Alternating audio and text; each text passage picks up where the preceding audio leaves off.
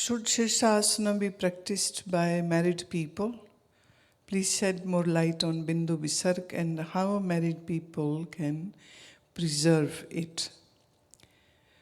Number one, Shirshasana is not something which is to be practiced only by a celibate alone. I don't know from where this idea is coming. Shirshasana can be practiced by anybody who has correct weight and who has first worked on body's other muscles. For example, if you have not strengthened your iliopsoas muscle, you cannot do Shirshasana if you don't have a very strong spinal column.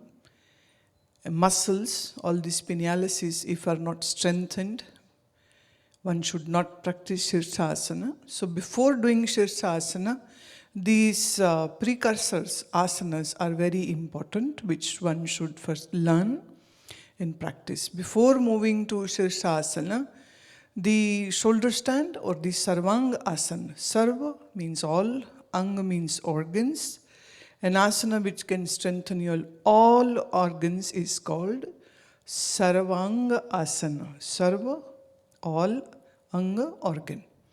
So easily, which people just call it shoulder stand. Well, shoulder stand is not actually explaining the real word, the Sanskrit word, that is sarva anga.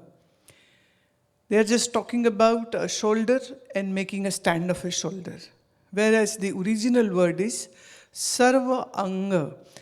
All organs are strengthened by doing sarvangasana. When we are saying organs, then the internal organs of our body are there. And when we talk about external, then it is your limbs, your legs, your arms, your neck region. This has to be strengthened first.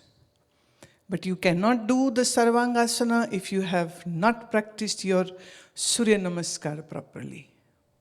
Now, one Surya Namaskara which is an easy version, and then there is a Surya Namaskara which is done in the Hatha Yoga sequencing of Sri Krishnamacharya. But then there is another which we practice in this ashram. We have a great gift by Swami Subramaniam Swami. And that particular Surya Namaskara should be learnt and practiced at least 12 Surya Namaskaras every day, followed by the Sarvanga Asana, Bhujang Paschimottan Janu Shirsa. Surely we need lot of spinal twisting, the standing series. Now I can only say the names because this is something which you have to learn one-on-one. And for the new initiates who come here in ashram, they are given a very easy routine to learn because our intermediate series is little tougher one, and you have to have a good intellect, good strength, and good mind to learn that. Because if you don't have patience and tolerance and humbleness, you cannot learn yoga asanas. People are so lost and unconscious about their own body that they don't know when they are sitting lopsided and when they are sitting correct. The spinal column, if is not erect, you are not sitting correct. See, erect and correct. So if spinal column is erect, then your posture is correct. Head should be in the center of the shoulders, not looping towards left or right, forward or back.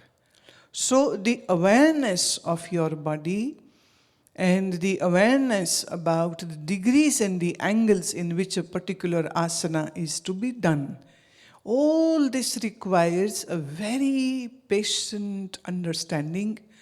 And actually, for serious-minded people, those who wish to learn the intermediate series from this ashram, they are taught also the human anatomy first. Because if you don't know the anatomy, how would you know where is the gluteus muscles, where is iliopsoas, which are the joints, which are the ligaments, which are the bones, and what to do and when to do and how to do. So, like when we do Sarvangasana, the whole body has to be in 90-degree angle. Can't be in 60 or 100 or 80, has to be 90. So what is 90-degree angle? So this means you need to know your geometry properly. So yoga is not just something which you just read about. It is something which you learn by practicing. You learn with the knowledge of your geometry, with the values of patience and tolerance and great humbleness. If you are not a humble person, see, I know these days there are these many classes being offered. Some are free in India and some they charge a lot of money. But there is no guarantee that what they are offering you is correct also. Yes, there are 3 important schools, in my opinion. There are 2 schools from South India. There is 1 school from North India.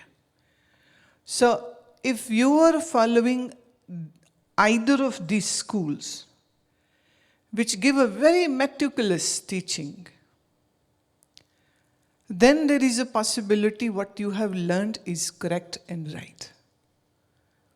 Or you have to be very smart enough to learn it from the scripture itself. But that's very terse, that's very difficult. But still, if you are intelligent and you know your geometry proper and degrees and angles properly, and you understand your body anatomy properly, then there is a chance that you can learn by reading through the yoga text books, the scriptures, the original scriptures. There is a way, sure. But to move to Shirshasana, the initial preparation is very important. If you don't do that, and if you attempt it, then you can injure yourself. And secondly, the Shirshasana is not contraindicated to any person who is married. You can have a very active sexual life. You can do it if you have prepared your body well for the Shirshasana. And if you are a celibate, then also definitely you can do it. But there are some great misconceptions about asanas. Hence, people think maybe they cannot do it. But that's not true. This can be done by everybody, anybody, but you need to prepare your body first. There are great benefits of Shirshasana, and it is advised that if one should make it like a goal that I have to learn it, and gradually and slowly, with the strength, with the patience, and with great calmness, that can be done.